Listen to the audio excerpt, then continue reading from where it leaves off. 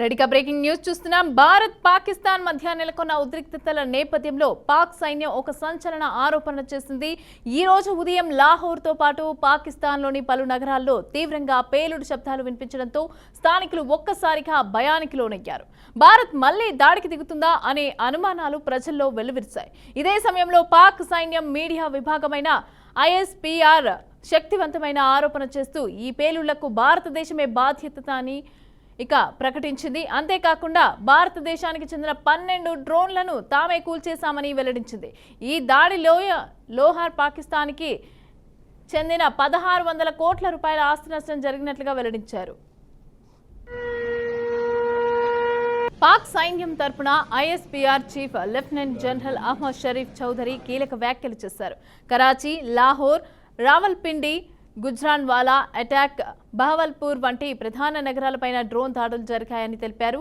ఈ డ్రోన్ దాడుల నేపథ్యంలో పాకిస్తాన్ విమానాశ్రయాల అథారిటీ లాహోర్, కరాచీ, ఇస్లామాబాద్, ఫైసలాబాద్, సియాల్కోట్ వంటి కీలక విమానాశ్రయాల్లో కూడా విమానాల రాకపోకలను తాత్కాలికంగా నిలిపివేసినట్లుగా పాక్ పేర్కొంది. దీనికి సంబంధించి నోటీస్ టు ఎయిర్మెన్ ద్వారా అన్ని విమానయాన సంస్థలకైతే సమాచారం అందించారని తెలియజేశారు.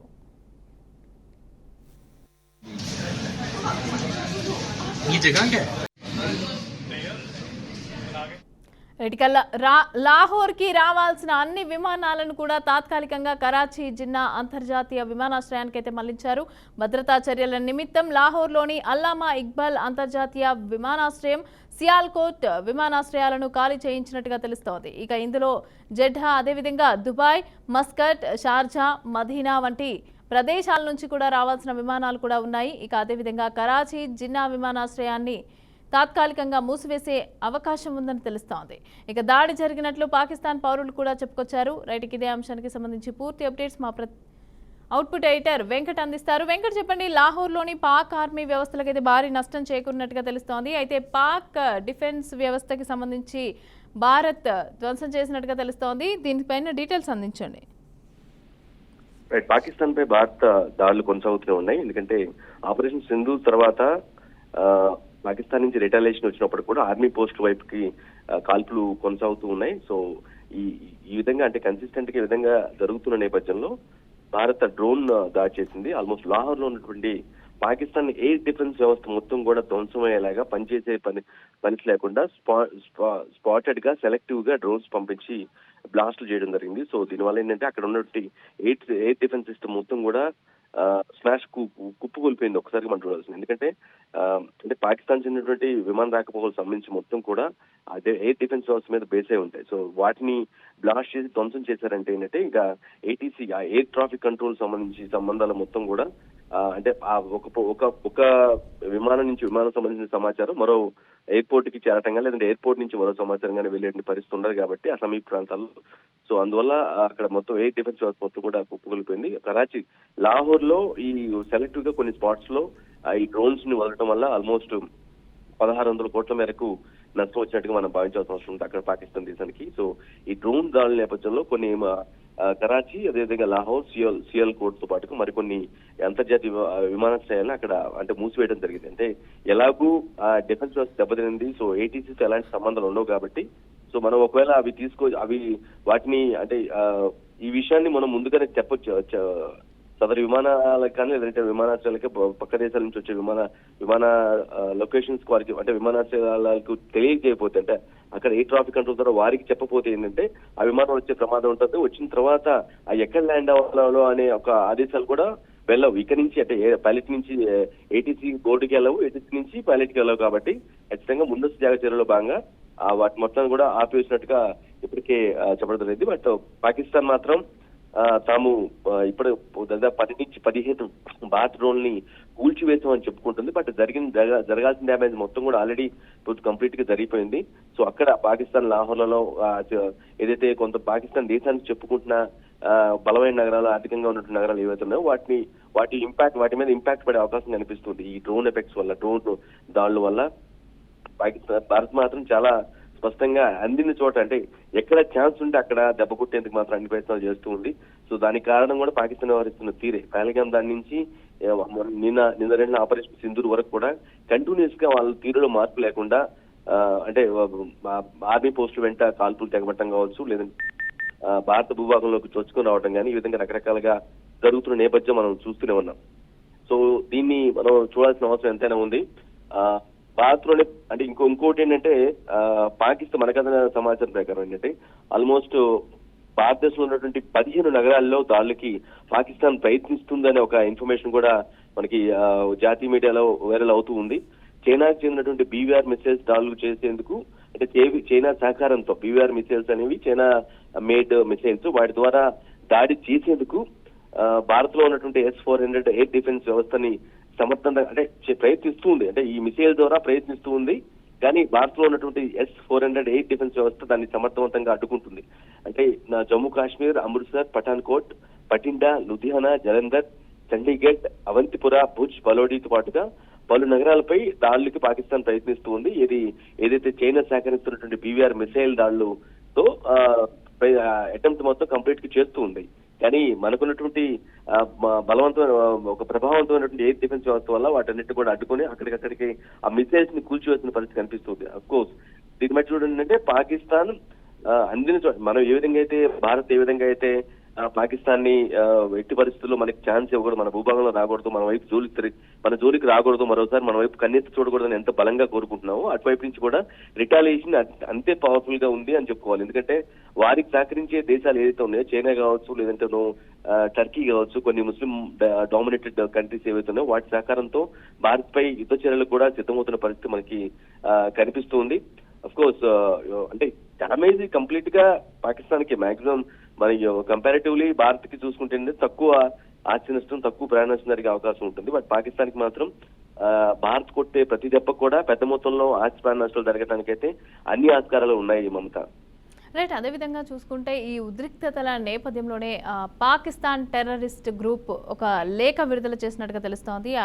ఆల్ ఖైదా భారత్ ముస్లింలను అంతా కూడా లక్ష్యంగా చేసుకొని తమంతా కూడా ప్రతీకారం తీర్చుకుంటామని చెప్పి లేఖ రాసినట్టుగా తెలుస్తోంది. మరి దీనికి సంబంధించి ఏ విధంగా భారత్ తీసుకునే అవకాశం ఉందంటారు? రైట్. టెర్రరిస్ట్ గ్రూపులు అన్ని కూడా ఖచ్చితంగా భారత్ పైకి విషం చిమ్మే ప్రయత్నం ఉంటుంది. ఎందుకంటే ఆ గ్రూప్ బేస్ మొత్తం కూడా పాకిస్తాన్ లోనే ఉంటుంది. అది అల్ ఖైదా కావచ్చు, జైష్ మహమ్మద్ కావచ్చు, లష్కర్ తోయిబా కావచ్చు, TRF కావచ్చు, ఇలా రకరకాల ఉగ్రవాద సంస్థలు వీటన్నిటికి కూడా బేస్ మూలాల ఆధారాలు మొత్తం కూడా పాకిస్తాన్ తో రిలేటెడ్ ఉంటుంది. కాబట్టి ఖచ్చితంగా పాకిస్తాన్ పై దాడి జరుగుతుంది అంటే దాన్ని ఆ ఉగ్రవాద సంస్థలు సహించవు. ఖచ్చితంగా ఈ అటాక్ మళ్ళీ అటాక్ చేస్తాము, సైలెంట్ గా మౌనంగా ఉండమని చెప్తూనే ఉంటుంది. సో ఆల్రెడీ 2-3 సంవత్సరాల నుంచి తాజాగా అల్ ఖైదా ఏదైతే ఒకనొక గడగలాంటినటువంటి అల్ ఖైదా ఉగ్రవాద సంస్థ అదే ఉసామా బిన్ లాడెన్ చనిపోయిన తర్వాత ఎవరైతే బాధ్యతలు చేపట్టారో ఇప్పటికీ యాక్టివ్ గానే ఉంది. బట్ అప్పుడున్నంత యాక్టివ్ కాదు అల్ ఖైదా సంస్థ. బట్ ఇప్పటికీ అండర్ కరెంట్ గా కొనసాగుతుంది. బట్ చెప్పేందుకు అంటే వాళ్ళు ఒక వార్నింగ్ ఇవ్వడానికి మాత్రం ఇట్లా ఈ విధంగా ఒక ప్రకటన ద్వారా మీరన్నట్టుగానే చాలా స్పష్టంగా భారత్ ని మేము వదిలిపెట్టాం, ప్రతీకార దాడులు చేస్తామని ఒక హెచ్చరిక అయితే దాడి చేసింది. అఫ్ కోర్స్ వాటిని ఏ విధంగా ఎదుర్కోవాలి ఏంటి అనేది త్రివిధ దళాలు కావచ్చు, లేదంటే జాతీయ భద్రతా సలహాదారు అజిత్ దోవల్ కావచ్చు, రక్షణ హోంశాఖలు ఇవన్నీ కూడా చాలా పవర్ఫుల్ గా ఎటువంటి ఉగ్రవాద సంస్థల బెదిరింపులకు లొంగేది లేదని వాళ్ళు కూడా చాలా స్పష్టంగా కౌంటర్ ఇచ్చిన పరిస్థితి కనిపిస్తుంది.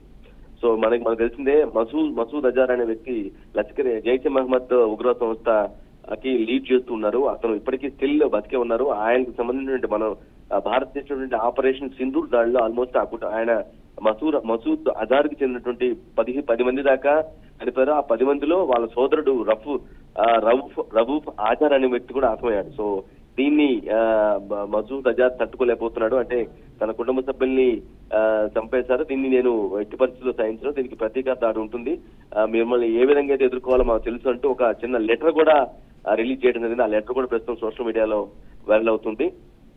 భారత్ దాడిలో దాదాపు 14 మంది అంటే అజార్ చెందినటువంటి 14 మంది కుటుంబ సభ్యులు చనిపోగా వారిలో ఇతను రవూఫ్ అజార్ కూడా ఉన్నారు. అంతేకాదు అతని అంత్యక్రియల్లో పాక్ ఆర్మీ ఐఎస్ఐ మెంబర్లు కూడా పాల్గొనడం విశేషం. అంటే ఆ విషయం అంటే ఎంత దారుణంగా సపోర్ట్ చేస్తున్నారు పాకిస్తాన్ అని చెప్పడానికి ఇది ఒక లివింగ్ ఎగ్జాంపుల్ గా భావించాల్సిన అవసరం ఉంది. అంటే ఉగ్రవాది చనిపోతే అంటే ఆ దేశం కూడా ఉగ్రవాదిగానే అతన్ని భావిస్తున్న ఊరికి పైకి ఆ దేశం కూడా ఈ రవూఫ్ అజార్ వ్యక్తిని తీవ్రవాదిగానే పరిగణిస్తుంది. కానీ అతను చనిపోతే ఆ ఆర్మీ పాక్ ఆర్మీ అధికారులు, పాక్ ప్రభుత్వ అధికారులు కూడా ఆ ఎన్నికల్లో పాల్గొనడం కూడా ప్రపంచ దేశాలకి ఇప్పటికే తెలిసిపోయింది. ఎందుకంటే సోషల్ మీడియా ద్వారా మనకి ఫొటోస్ కానీ వీడియోస్ కానీ బయటకు వస్తూ ఉంటాయి, సర్క్యులేట్ అవుతూ ఉంటాయి. సో ఇతను యాక్చువల్ గా ఐసీ 814 కాందహార్ లో ఒకప్పుడు గతంలో మనకు హైజాక్ ఘటన జరిగింది. భారత యొక్క ఫ్లైట్ ని గతంలో 1984 ఆ సమయంలో హైజాక్ చేయడం జరిగింది. పఠాన్కోట్ టెర్రర్ అటాక్ కావచ్చు, లేదంటే పార్లమెంట్ పై దాడి ఘటనలో కావచ్చు, వీటన్నిటిలో కూడా ఈ మసూద్ అజర్ సోదరుడు రవూఫ్ అజార్ కూడా ఒకతను నిందితుడిగా ఉన్నాడు. సో ఇతను కూడా ఆపరేషన్ సింధూర్ దాడిలో చనిపోయాడు. సో ఈ విధంగా ఏంటంటే ఉగ్రవాద సంస్థలు అన్ని కూడా కంప్లీట్ గా తమకేదో అన్యాయం జరిగిపోయింది, పాక్ దేశం పైన అంటే పాక్ ఇంత స్ట్రాంగ్ గా వాళ్ళు రిటాలియేట్ అవడానికి, అక్కడ ఉగ్రవాద సంస్థల నుంచి ఇంత స్ట్రాంగ్ గా రెస్పాండ్ అవడానికి ఖచ్చితంగా పాకిస్తాన్ ప్రభుత్వంతో ఆర్మీతో సత్సంబంధాలు ఉంటే మాత్రమే ఈ విధంగా నేరుగా ఓపెన్ గా లెటర్స్ రాయడం కావచ్చు, లేదంటే స్టేట్మెంట్లు ఇవ్వడం కావచ్చు, ఈ విధంగా జరుగుతూ ఉంటుంది. సో ఈ వీళ్ళ లెటర్స్ ఇట్ సెల్ఫ్ లేదంటే వీళ్ళ వర్డ్స్ ఇట్ సెల్ఫ్ ఎందుకంటే చాలా స్పష్టంగా చెప్తూ ఉన్నాయి. పాక్ ఆర్మీ, పాక్ ప్రభుత్వం, ఉగ్రవాదులు ఒకటి వేరు కాదు, వారంతా ఒకటే అన్న సంకేతాన్ని అయితే ప్రపంచ దేశాలకి కనిపిస్తుంది. ఇదే విషయం కూడా భారత్ అన్ని దేశాలు ప్రపంచం ముందు పెట్టే ప్రయత్నం అయితే చేస్తూ ఉంది మమత.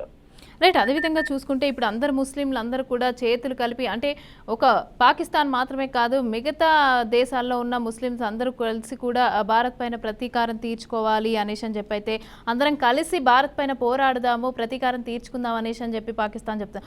Already operation Sindoor success. అదేవిధంగా ఈరోజు ఈ ఎయిర్ డిఫెన్స్ వ్యవస్థకి సంబంధించి కూడా ఇండియా ఆల్మోస్ట్ ధ్వంసం చేసేసింది అవన్నిటికి సంబంధించి. ఎందుకు అయినా కూడా పాక్ ఇలాంటి నిర్ణయాలు తీసుకోవడం వెనుక ఏముంది అనుకోవచ్చు? అసలు ఏం ఎక్స్పెక్ట్ చేస్తుంది అనుకోవచ్చు? ఎగ్జాక్ట్ గా మేకపోతు గాంభీర్యం అనుకోమండి, చిన్న సామెత కూడా మనం ఎక్కువ మన పాఠ్య పుస్తకాల్లో కూడా మనం చూస్తూ ఉంటాం. ఎందుకంటే ఎంత డ్యామేజ్ జరిగినా సరే పైకి మాత్రం మేము గొప్ప, మేము సాధిస్తాం, చేయిస్తాం, పోరాటం చేస్తాం, మళ్ళా ప్రతిఘటిస్తాం, తిరుగుబాటు దాడి చేస్తాం అని చెప్పుకోవటం, ఈ విషయాల్లో పర్టికులర్ గా పాకిస్తాన్ చాలా ముందు ఉంటుంది. ఇప్పుడు ఏదైతే మీరు చెప్పారో పాకిస్తాన్ ముస్లిం డామినేటెడ్ కంట్రీస్ ఏవైతే ఉన్నాయో వాటి మద్దతుతో భారత్ ఏదో చేస్తామని ఒక డ్రీమ్ పగటి కళలు కంటున్నట్టుగానే మనం భావించాల్సిన అవసరం ఉంటుంది. ఎందుకంటే భారత్ వైపు ఉన్నటువంటి దేశాల ఆర్థిక బలం కావచ్చు, సైనిక బలం కావచ్చు, మరింత ఎకనామిక్ స్టేటస్ కావచ్చు, ఇవన్నీ కూడా చాలా బలమైన కంట్రీస్ భారత్ వైపు ఉన్నాయి. అమెరికా కావచ్చు, రష్యా కావచ్చు, ఆస్ట్రేలియా కావచ్చు, ఇలాంటి పెద్ద కంట్రీస్, చాలా పవర్ఫుల్ కంట్రీస్ అన్ని కూడా భారత్ వైపు పనిచేశాయి.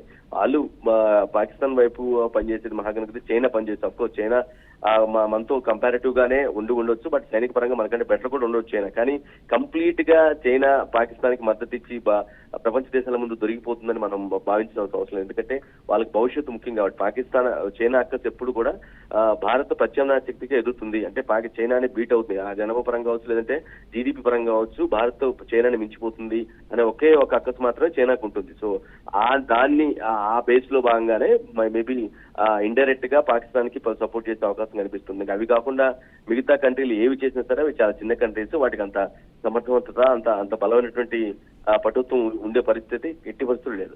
సో ఎలా కంపారిటివ్ చేసుకున్నా ఇదిగా ఈ విధంగా మేము ఏం చేస్తాం, ఏదో ఒకటి చేయగలుగుతాం, దీన్ని క్షమించం, తిరుగుబాటు చేస్తామని పైకి చెప్పిన మాటల వల్ల ఒరిగేది ఏమి ఉండదు. బట్ భారత్ మాత్రం అన్ని విధాల ఈవెన్ నిజానికి సిచ్యువేషన్ పరిస్థితుల్లో ఉన్నటువంటి భారత ప్రభుత్వం వేరే దేశాల సపోర్ట్ కూడా తీసుకోవాల్సిన అవసరం లేదు, మనమే ఎదుర్కోగలం బలంగా.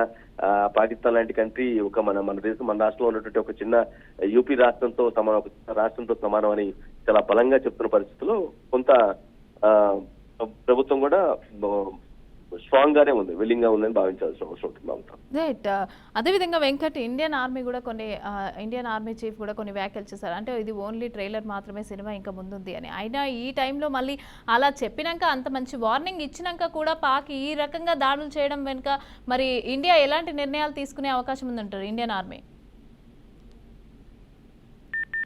వాళ్ళ తీరు ఎప్పటికి కూడా సేమ్ అలానే కొనసాగుతూ ఉంటుంది. ఎందుకంటే అది పాక్ ఆర్మీ కావచ్చు, లేదంటే పాక్ మద్దతు ఇచ్చినట్టు ఉగ్రవాదులు కావచ్చు, వ్యక్తులు ఎవరైనా సరే వాళ్ళ తీరు మాత్రం సేమ్ అలానే ఉంటుంది, మారే పరిస్థితి ఉండదు.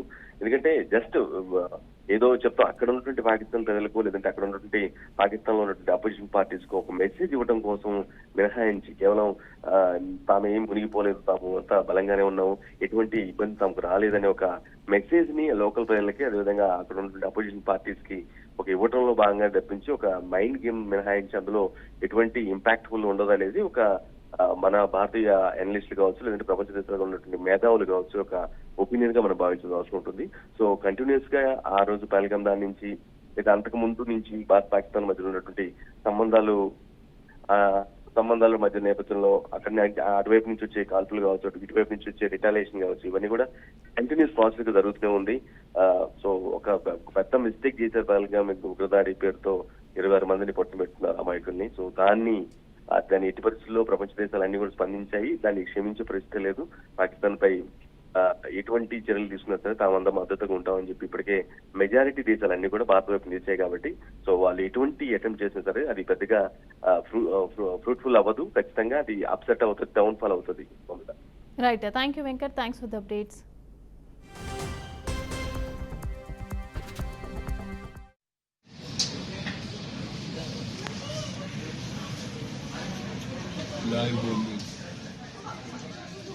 ये जगह क्या है?